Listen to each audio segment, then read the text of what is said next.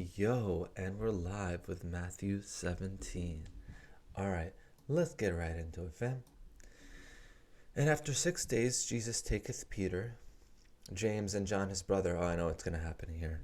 It's the mountain, right? Yep. And bringing them up to an high mountain apart, and was transfigured before them, and his face did shine as the sun, and his raiment was white as the light. And behold, there appeared unto them Moses and Elias, talking with them.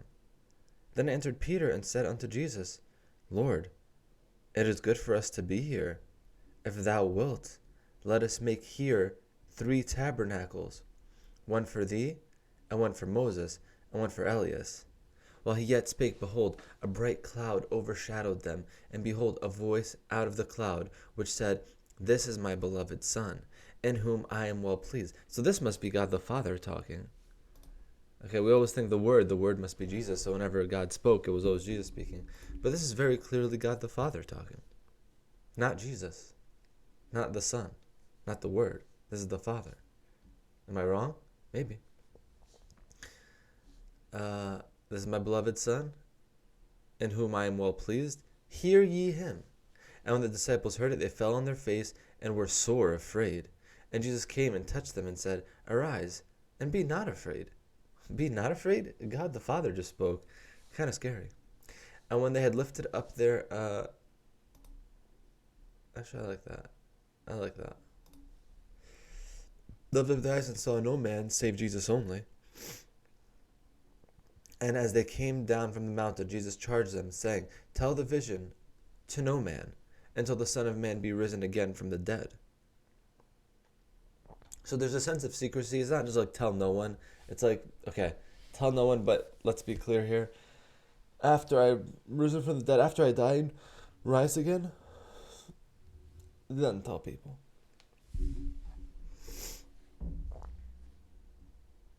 And his disciples asked him, saying, Why then say the scribes that Elias must first come? And Jesus answered and said unto them, Elias truly shall first come, and restore all things. But I say unto you, that Elias has come already, and they knew him not, but have done unto him whatsoever they listed. Likewise shall also the Son of Man suffer of them. Then the disciples understood that he spake unto them of John the Baptist. See, again, confirmation that Elias and John the Baptist are the same. But people want to say no. It's the Spirit. Because apparently later in John, in some part of John, or maybe it was like early Matthew, he said, no, it's not John the Baptist. But, fine. I'll just move on. And when they were come to the multitude, there came to him a certain man, kneeling down to him, and saying, Lord, have mercy on my son, for he is a lunatic. Well, that's not a nice thing to say about your son. And sore vexed, for oft times he falleth into the fire, and oft into the water. Into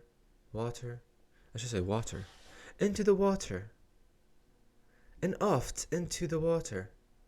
And I brought him to thy disciples, and they could not cure him.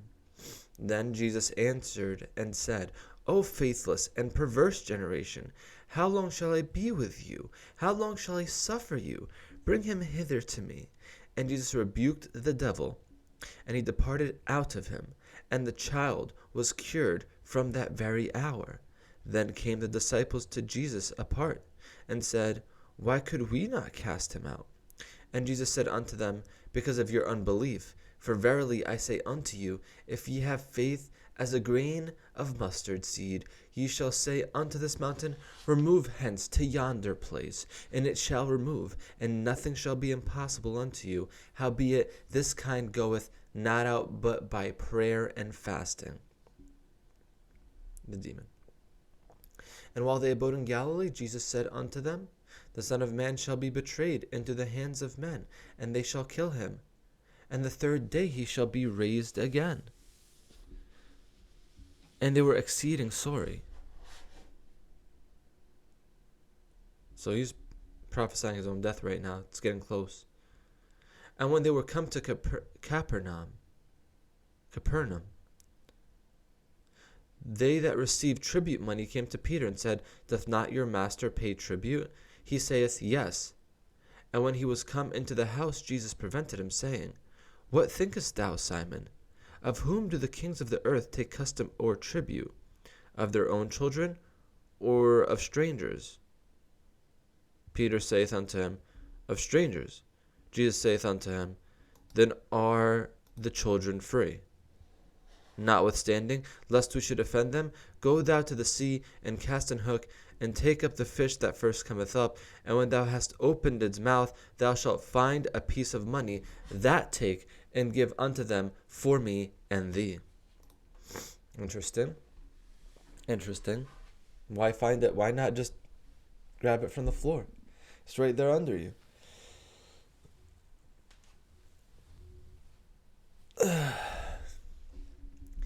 At the same time came disciples unto Jesus, saying, Who is the greatest in the kingdom of heaven? And Jesus called a little child unto him,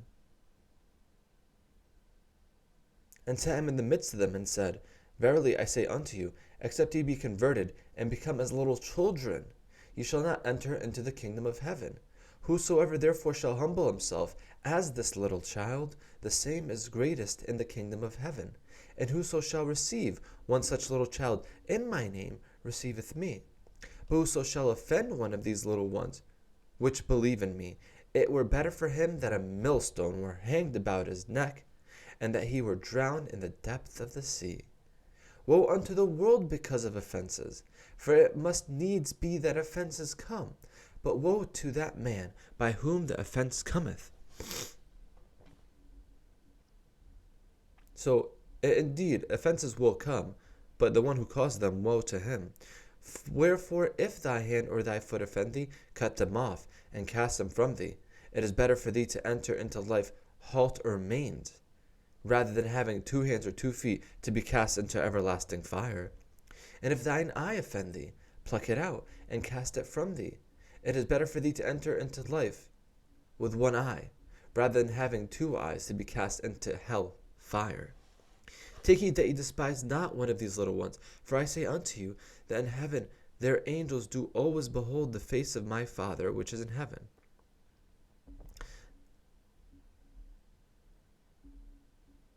That in heaven their angels do always behold the face of my Father which is in heaven. For the Son of Man is come to save that which was lost. How think ye, if a man have 100 sheep, and one of them be gone astray, doth he not leave the 99, and goeth into the mountains, and seeketh that which is gone astray? We always think, like, why does he leave the 99? He left the 99 momentarily to go find the one, so that he has the full 100. Not leaving the 99 and be like, all right, 99 peace, I don't care about you. No, he cares about the 99. They just happen to be there together. And if so be it that he find it, verily I say unto you, he rejoiceth more of that sheep than of the 99 which were not astray. 99 still saved. He's just happy, like the prodigal son. Even so, it is not the will of your Father which is in heaven, that one of these little ones should perish. Even so, it is not the will of your Father which is in heaven, that one of these little ones should perish. Moreover, if thy brother shall trespass against thee, go and tell him his fault between thee and him alone.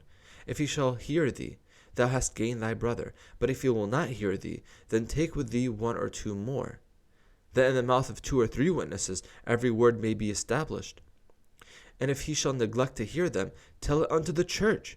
But if he neglect to hear the church, let him be unto thee as an heathen man and a publican.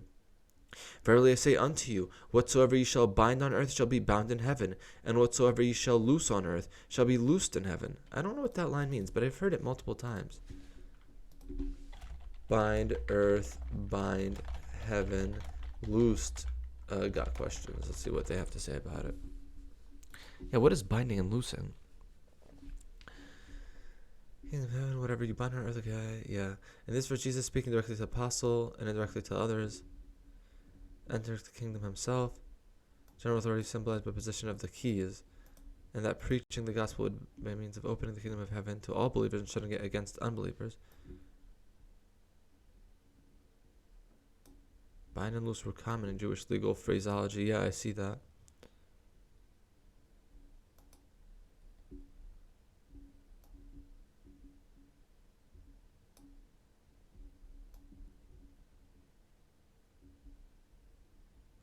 All right, so bind and loose means to forbid or to condone, I guess. Whatever you allow here. But what does that mean? Verily I say unto you, whatever ye shall bind on earth shall be bound in heaven, and whatever ye shall loose on earth shall be loosed in heaven. Okay. Again I say unto you that if two shall agree on earth as touching anything that they shall ask, that if two of you shall agree on earth as touching anything that they shall ask, it shall be done for them of my Father which is in heaven. For where two or three gather together in my name, there I am in the midst of them. Not one, by the way. Can't be alone. Then came Peter to him and said, Lord, how oft shall my brother sin against me, and I forgive him? Till 7 times?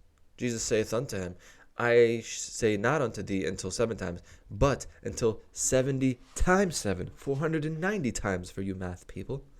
Therefore is the kingdom of heaven likened unto a certain king, which would take account of his servants. And when he had begun to reckon, one was brought unto him, which owed him 10,000 talents. But forasmuch as he had not to pay, his Lord commanded him to be sold, and his wife and children, and all that he had, and payment to be made. The servant therefore fell down and worshipped him, saying, Lord, have patience with me, and I will pay thee all. Then the Lord of the servant was moved with compassion, and loosed him, and forgave him his debt. But the same servant went out and found one of his fellow servants, which owed him 100 pence, and he laid hands on him, and took him by the throat, saying, Pay me that thou owest. And his fellow servant fell down at his feet, and besought him, saying, Have patience with me, and I will pay thee all. And he would not, but went and cast him into prison, till he should pay the debt. So when the fellow servant saw what was done, they were very sorry, and came unto their Lord, and told them all that was done. Sorry, I read that out of order, but same. Told unto their Lord all that was done. Then the Lord, after he had called him, said unto him, O thou wicked servant, I forgave thee all that debt, because thou desiredst me. Shouldest not thou also have compassion on thy fellow servant, even as I had pity on thee? So this guy says to somebody, the servant, says, hey, you pay me, even though his master, his Lord, forgave him. As his Lord was wroth and delivered him to the tormentors, till he should pay all that was due unto him, so likewise shall my heavenly Father do also unto you, for ye from your hearts forgive not every one his brother their trespasses, if ye. So if you don't forgive, why would God forgive you? You're not a very forgiving person, but you expect God to forgive you, and you've done things against God much more grievous than your brother has done to you. Interesting. All right. That's it for today. God bless you all abundantly. God bless me abundantly, and God willing, we'll be together soon. In Jesus' name, amen.